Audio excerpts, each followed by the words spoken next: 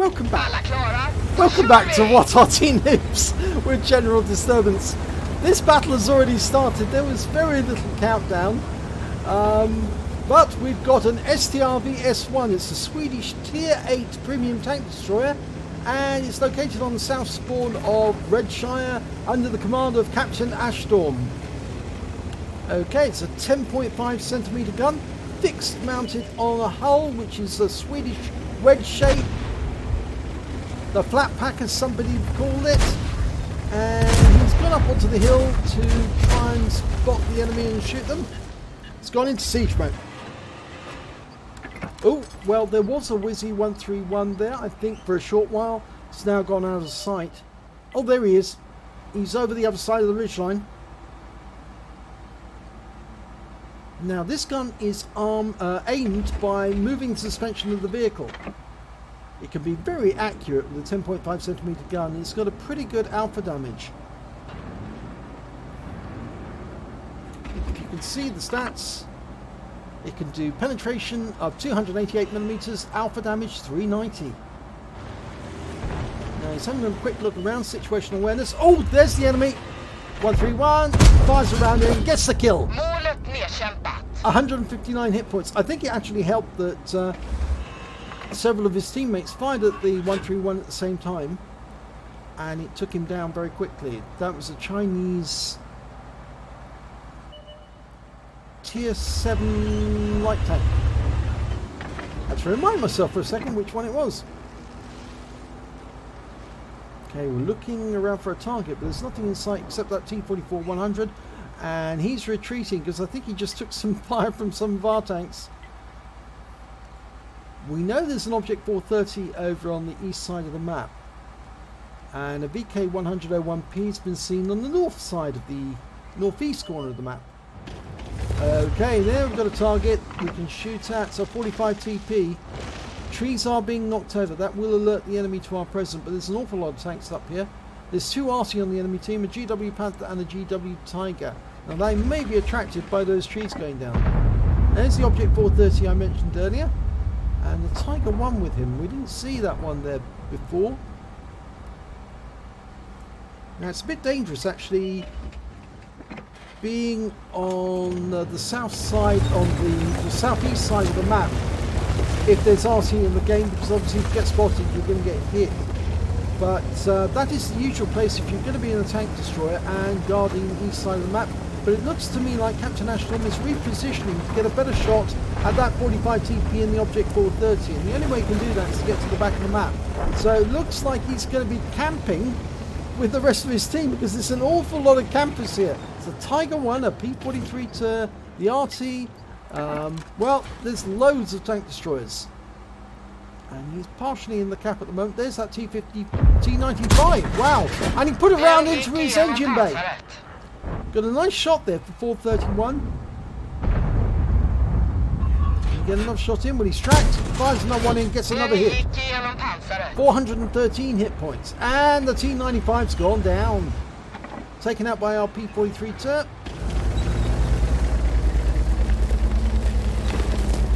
Now the one thing about the Strv S1, which was actually the prototype of the Swedish wedges, and he gets a good shot on the Tiger 1, 365, and the Tiger 1's gone down. Yeah, the one thing is that whilst it's in siege mode, it is terribly slow forwards and backwards. And of course, it's in a mode which means it's not easy to move. But once you come out of siege mode, it can move equally fast backwards as it can forwards, or equally well, I should say. And he's now in siege mode, aiming for that Object 430. Gets a round in for 372.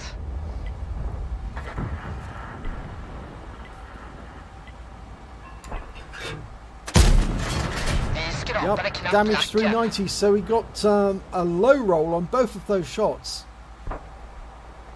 But that Object 430's had to pull back because he was just taking too much damage being in the position he was in. But the worry for him now is there's a Scorpion G moving up on the east side, and if he spots that 430 he could end his game just like that. We've got a T-44-100 pressing the midline again. Only got a Progetto and the P-43 turret up there to spot for us. But since we're camping at the boss, camping like a boss I should say, And we've come out of siege mode to reposition. There's that object 430 again. Just having a quick look round. The 152 is just the other side of the ridge line. Can't hit him. Or is he? No, it's this side. And we got him! 382. We didn't get the kill. The standard B took him out. But we've got a bunch of enemies we can hit now. And one of those is a Strv S1. And we're going for the Borsig. Leading him just a little. That's it. Oh, yes! 206. Got him. Now there's an enemy off to the west, but our standard B's going after him. We're just looking around for targets we can fire at, because there's virtually none left on this side. Most of the enemy is probably in the north. Okay, there's the target, the T-44-100. He keeps pressing that midline and keeps ducking back behind it. Now the BK is still in the pass, so he's still a little way off.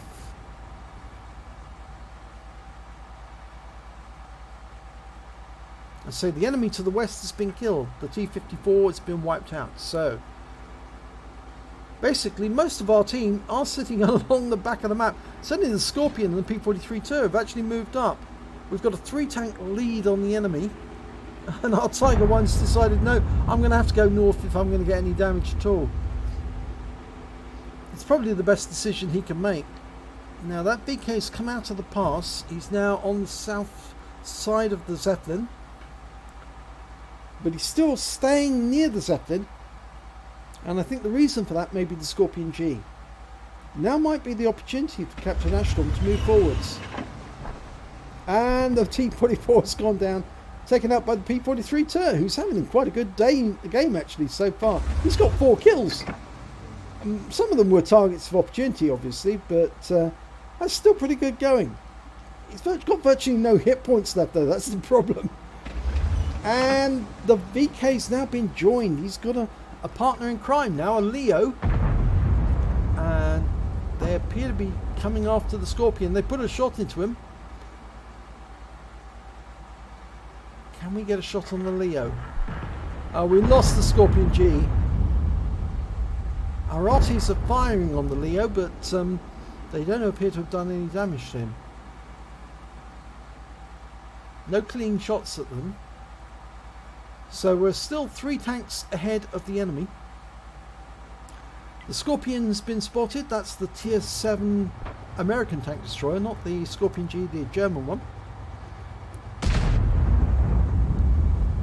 There's another RT round going out.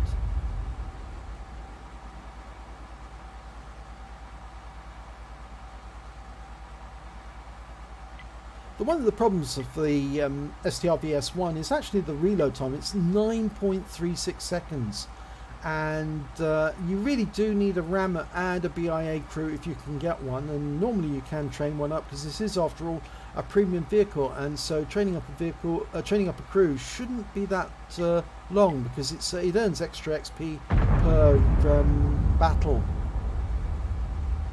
But it's really, really important you have a good reload on your STRV, because otherwise you can be waiting for an eternity for the shell to go in, missing opportunities as they pass in front of you. It's also a great crew trainer for all the Swedish TVs. Well, it looks like our RT are having a lot of fun, because they're firing round after round at the enemy RT, and our Tiger 1's finally finished off the GW Panther on the enemy team. And we're moving up alongside our Batchat, trying to take a position so that we can attack this VK and the Leo when they decide to move south. And they inevitably will. Now this is the normal position you'd expect for a tank destroyer aiming at the eastern pass. But of course, if there are RT in the game, it's very dangerous to take up a position down here, because the moment you're spotted, you'll get hit by RT. There's no RT left on the enemy team, so I don't think we have to worry about that anymore. So Captain Ashton has just taken up a position here in the trees. It's not a safe spot or by the bush mechanic, because he could see through them. And it looks like he's going to move forward.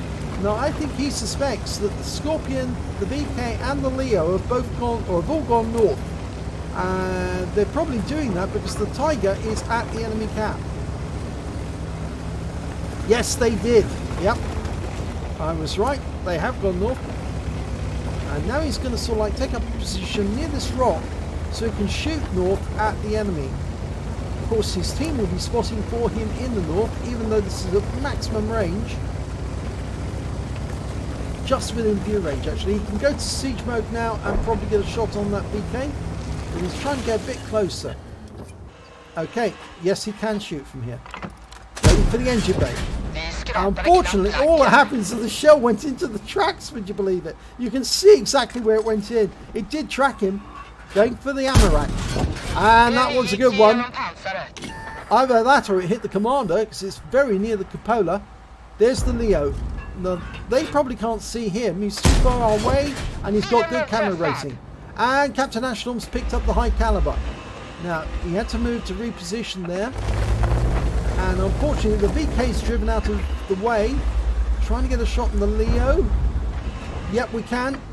And we track him as well. 380, and he's taken out the game. There is only one tank left in it. It's the VK101P. He's the other side of that ridgeline. He's being cornered by all the other tanks, so he's not going to last.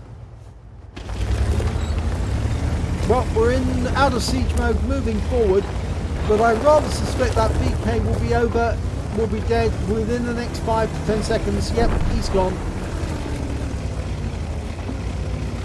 Okay, so end of battle, and we do our victory dance.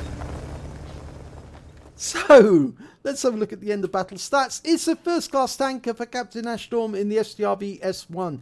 He got a fire for effect for dealing more damage to the hit points of his own vehicle, a bruiser medal for getting at least 5 critical hits, he got 9, a High Calibre for dealing the most damage in the battle, a Confederate for hitting more of the enemy than anyone else on his team, at least 6 tanks subsequently taken out by others, and he got a Tanker-Sniper badge. He actually, or Tanker-Sniper medal I should say, he fired at least 8 shots, accuracy at least 85%, 80% of his shots must cause damage, did the most damage at more than 300 meters.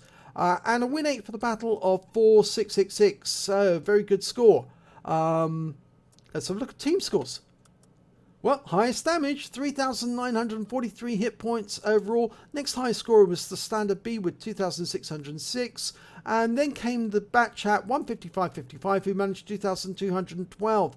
And he also got a Confederate medal out of that battle. So he must have hit the same number of clients or had the same difference as we did in our scores. When it came to kills, it was the P-43-2 who did the best. He managed to get a Top Gun and also picked up an Oskins medal and a Spartan for doing the most damage and surviving the battle with less than 10% of his health remaining.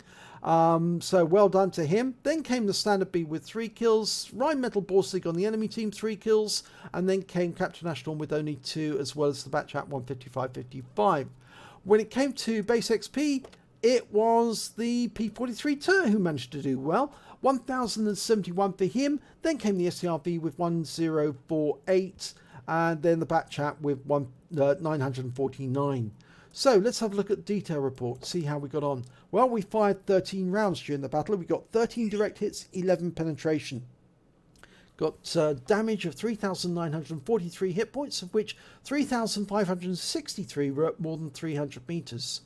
He damaged 8 of the enemy, killed 2 of them, so it's a difference of 6, and the Batchat obviously has the same difference. And he caused damage assistance of 300 hit points. On a premium account, he earned 111,414 credits, and after personal reserve bonus of 55,707, he actually had a total of 167,121 credits. Now that's the sort of score you'd expect from a frontline battle, not a standard ordinary random battle. And after ammunition resupply, he still had a credit balance of 152,041 credits. And this is one of the reasons why it's extremely beneficial to have an Strv S1 in your garage. Because if you do have one of these in your garage, you can earn a huge amount of credits in a very short period of time if you can play it well.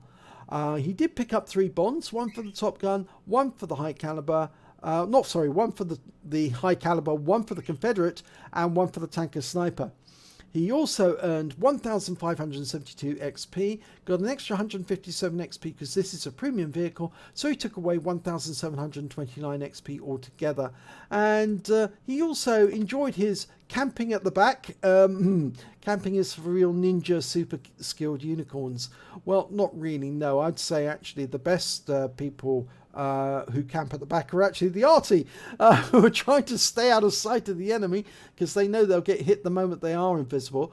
But actually, the TD wise, on that map, it's difficult to remain unsighted, but you just need to play it and beware of the arty if you've got a static tank like the STRV, because if there are arty in play, you can easily be killed. So you need to hit like an assassin, get the hell out of there once you've been seen. But a good round anyway. So if you enjoyed this replay, please give it a like and do subscribe to our channel, and hopefully it'll be your replay that I'll be featuring in the next video.